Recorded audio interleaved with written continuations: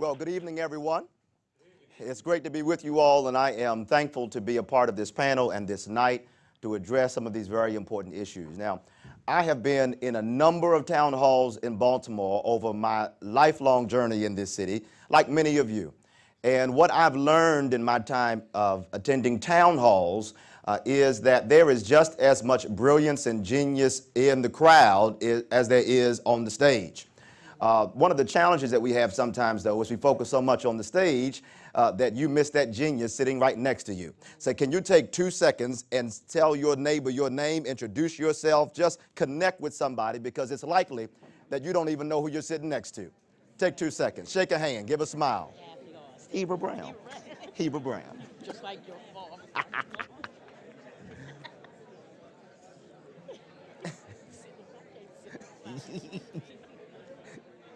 They don't know who they got sitting next to each other. See that? See that? Doesn't that feel good? Yeah. Doesn't that feel right? Connecting with the people you're sitting next to, it feels right, Jerry? Feels good? Paul, feels great? Yeah? And so when we look at it, as folks are coming in, might I say something to you tonight? Can I suggest that might have been the first step to a better Baltimore? That's right. Yeah. And once we start to build those connections and those bridges and start to link with one another, we began to get insight into the ways in which we can work together on our common objectives, our shared initiatives to work together. And so I'm glad you entertained me for a moment. As we begin to share with our sisters sitting to my left, there may be moments when you feel like saying amen. Can I just give you license right now to say amen? Or for some of you, my Afrocentric brothers and sisters, you can say ashe. Can I hear it? Or from some of you from up the hill or down the hill might want to say, I know that's right. Can I hear that? So when you hear the truth or a truth that resonates with you, feel free to engage in the practice called call and response. Say something and send energy up to the stage, even as we're going to be sharing and hearing from our sisters as well. Now, one more thing, one last thing very quickly. In town halls of my experience, it's often that we come very passionate about the ideas that we have, and that's wonderful. That passion is needed. We need to come with our energy and our zeal to really articulate the things that's deepest and truest to us. But to make sure this town hall is a success, might I suggest to you tonight that your idea is not the only idea. Might I suggest that the idea you have, the perspective you have, there may be other ideas here too that can help inform or refine or shape your idea just a little bit better. Or you might abandon what you thought altogether and say, I found a new path. Once we open our minds a little bit more, we can learn from one another. And I just want to make sure our ears are as open as our mouths will be tonight during this town hall session. Now, I am so thankful to introduce tonight two sisters who we were just laughing. I really don't think Real News knew what they were doing.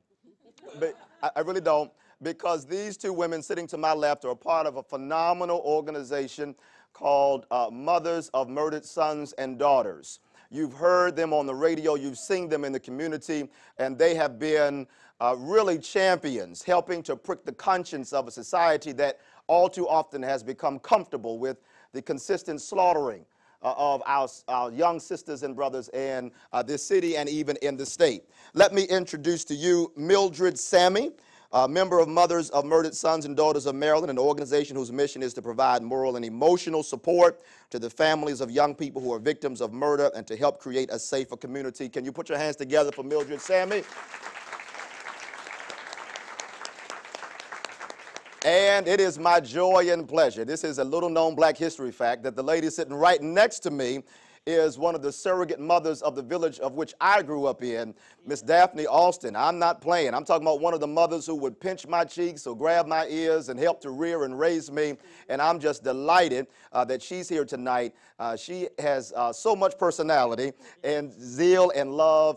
And in the tragic murder of her son, my brother Tyreek, she channeled her pain and her grief into helping to create and found this organization and standing up and also bringing mothers together. Give a hand, warm hand, to Daphne Alston.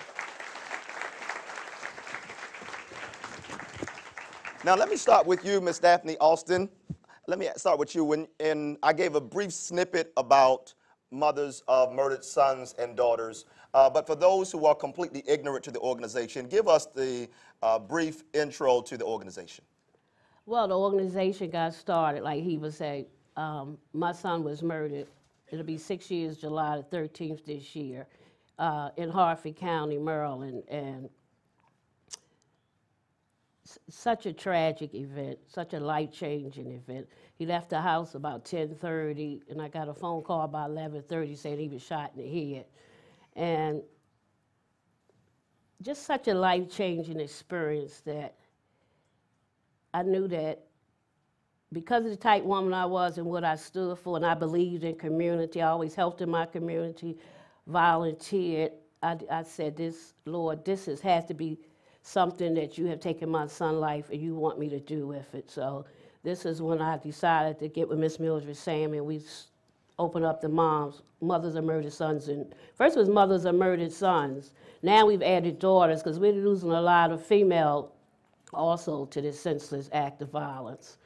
And because I guess I thought all my life that I was exempt from this, you know, we worked hard.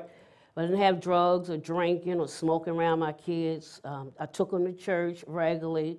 They played on the basketball team. They had normal lives, and then the community started changing. The people coming out there start changing, and our children just start adapting to some of the ways of the other children. And my son Tyreek, I believe, was just caught up maybe in a gang activity, a gang slaughter. To this day, I never found out what happened with him. But I decided at that moment that another mother should not go through what we've gone through. The pain that is just something that doesn't go away. All I have left for my son is his birth certificate, or some shot records, and his death certificate, and maybe some last photos that he's taken. And I decided that I would put my son's life out there so we can change the lives of what's happening and help these moms get through, with not knowing that this was going to grow to be such great numbers. We thought we were doing a small thing, but it's astronomical here in the city of Baltimore. Yes. Yeah, indeed. Thank you. Thank Yes. you. You know, one of the things that I appreciate about the Real News Network is the platform and ability to speak names and share stories that may not make it to corporate and commercialized news. Last night I spoke names like the Dawson family, like Zachariah Hallback, like Isaiah Simmons III, like Monet Turnish, like Felicia Barnes. These names, for all of us, many of us who have been in Baltimore for a minute, they mean something. And I want to give you opportunity, Ms. Mildred, as well. We've heard about Tyreek Alston, but this platform, we want to hear about your son as well. Give us a little bit about what brought you to Moms. My son was Samuel David Horn II, and he was murdered in 2007. Although Daphne and I never knew each other, our children did. I knew her son. Her son looked almost like my son. And I remember saying when I saw him last before he was murdered, that as long as he was walking around, my son would still be here. And he was so hurt when my son was murdered. And a year later, he was murdered. And it was like burying my son all over again.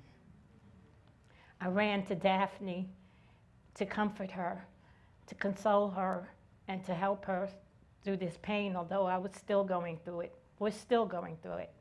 This pain, I'm convinced, is perpetual.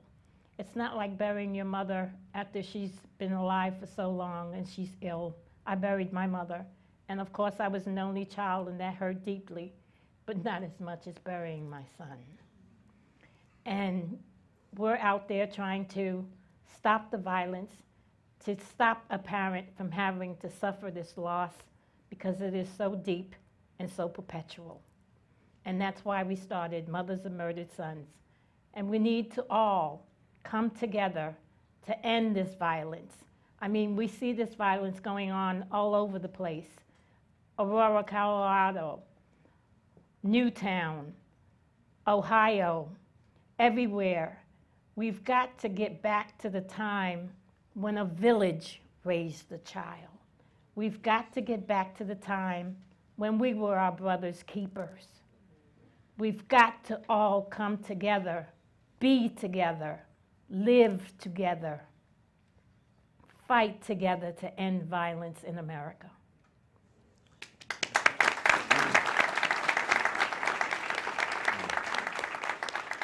I have some more questions for both of you, but I was informed that last night there were about 8,000 people watching through the live stream. There may be somebody watching right now, and the brunt of the pain of their experience may be right where in the place where you spoke to. If they need to reach you, can we do that real quick and share how would they connect with moms of murdered sons and daughters? Well, you can. My name's Daphne Austin. You can reach me on my cell at 443-807-0152, or my email is dlo0359@yahoo.com.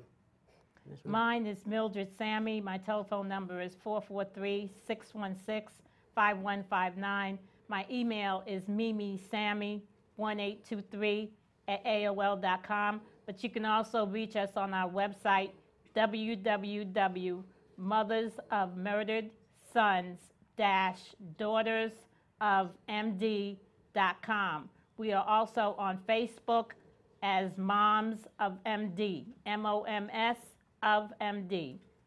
Thank you. I'm getting the signal that it's time for us to wrap, unfortunately, but I want us to make sure we connect and continue this conversation. But what I love about the two of you and the organization is that you're about much more than just conversation, that you're there even today.